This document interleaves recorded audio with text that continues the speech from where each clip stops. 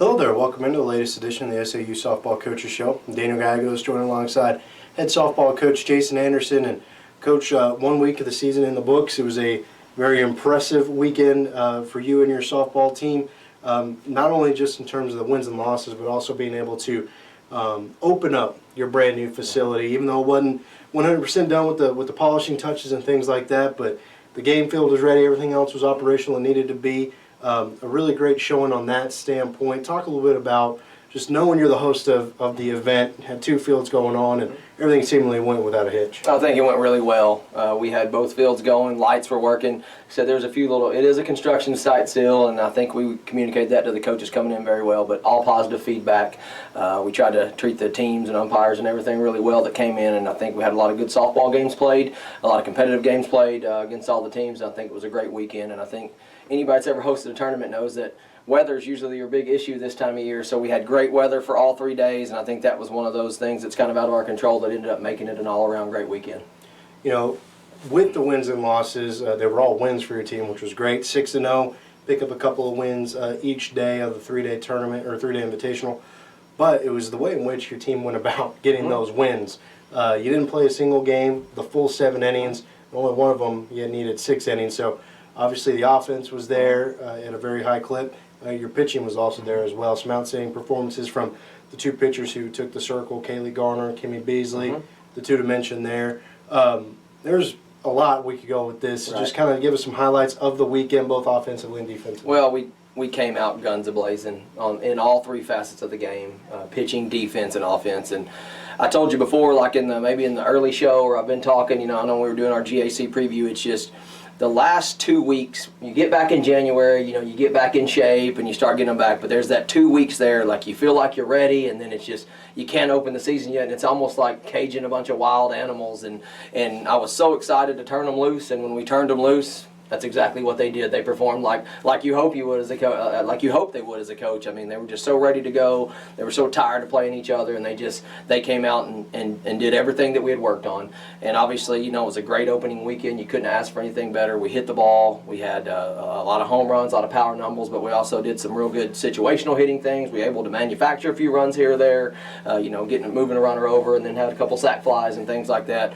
And then, like you mentioned, pitching. I mean, they were just dominant. They knew what they wanted to do with it, and they had a plan, and they went out there and they executed. And then obviously if you take a look at the numbers, they're video game type numbers, so it may be tough to keep that going at that clip the rest of the season, but still a great way to open up the year. And some accolades have followed as a result of that. Obviously a pitcher of the week and a hitter of the week in the conference, the pitcher being Kaylee Garner, the hitter player of the week, Darian Harris, both of them outstanding weeks. And just recently they also were named NFCA National Player and Pitcher of the Week. So talk about those two in particular, not that they were the only ones who had great performances, but the accolades that go along with that and what it means for your program. Oh, it's a big deal, and like I said before, it definitely was a total team effort.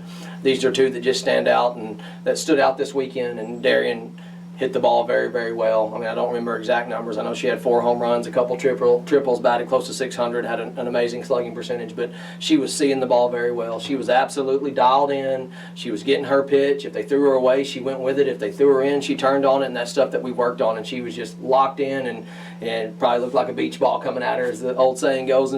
But Kaylee Garner the same way. She was had a good approach. She knew what she wanted to do with her pitches. She had command of the strike zone, command of her pitches, and she just went out there and executed. And they both played amazing. Our entire team played amazing behind them, defensively as far as pitching goes, and was able to help her with a lot of offense in front and behind her. And we had good base runners on, so Darian could get the RBIs, and it was a total team effort. And as a coach, I mean, I'm very proud, and I couldn't ask for a better effort from my team in the opening weekend.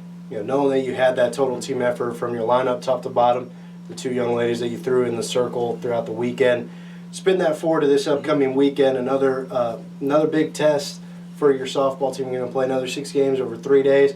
Very similar format to what it was here, except this one, the 8-state classic hosted by UAM, brings in teams from all over the place, and everybody's playing everybody. Great way to get in region games. Your schedule, the schedule makers that had it, didn't do you any favors. No. Not only with opponents, but time in which you're playing. But how do you feel after this first weekend, now going into this second weekend? Well, we've obviously felt good about the team since the fall, but I think this opening weekend kind of validates, you know, what kind of group that you have. And I've said all along that we feel like we have a very special group. Now, we're not going to go 6-0 every weekend. You know, we're playing a tough league, and we're going to be playing some tough competition this weekend. But would I like to? Absolutely. I'd love to. I'd love to go up there this weekend and win 6 games. Like you said before, we have some great opponents, some big-time Central Region names that we're going to play, and these are true. This is our opportunity to play other teams that are going to be, hopefully, with us competing for those NCAA tournament bids at the end of the year, the at-large bids. And this is our chance to say, hey, you know, here's our record against them, and here's how we need to compete against them. But we're playing Fort Hayes out of the MIAA. We're playing Wayne State, Mankato, who hosted a regional, I think, 2 years ago. We're playing Missouri Western, who was another NCAA tournament region contender participant last year, and then Central Missouri, who actually represented our region in the national tournament last year, and then Northwest Missouri State. So no easy task for all 6 games. Like you said, we got the early games all 3 days, so we got to be out there getting ready 7 to 7:30 a.m. It's going to be Bentonville in February, so it's going to be cold. We're going to see. We're going to be ready. We're going to get the girls ready, and we're going to go out there and we're going to compete hard. And if we do what we did this weekend, obviously you're not going to put those kind of numbers up every weekend, but if we hit the ball and we're able to manufacture runs and our pitchers and defense do what they do on that side of the ball, we're going to be tough to beat no matter who we're playing. We appreciate it very much for your time again. Head softball coach Jason Anderson, he and his Lady Mill Rider softball team going out to Bentonville this upcoming weekend to take part in the UAM 8-State Classic. Lady Mill Riders will have 6 games over 3 days, 2 games each day, starting Friday and then Saturday and Sunday. Be sure to check millriderathletics.com for all your pre- and post-game coverage of those games. Coach, appreciate it and best of luck. Thank you.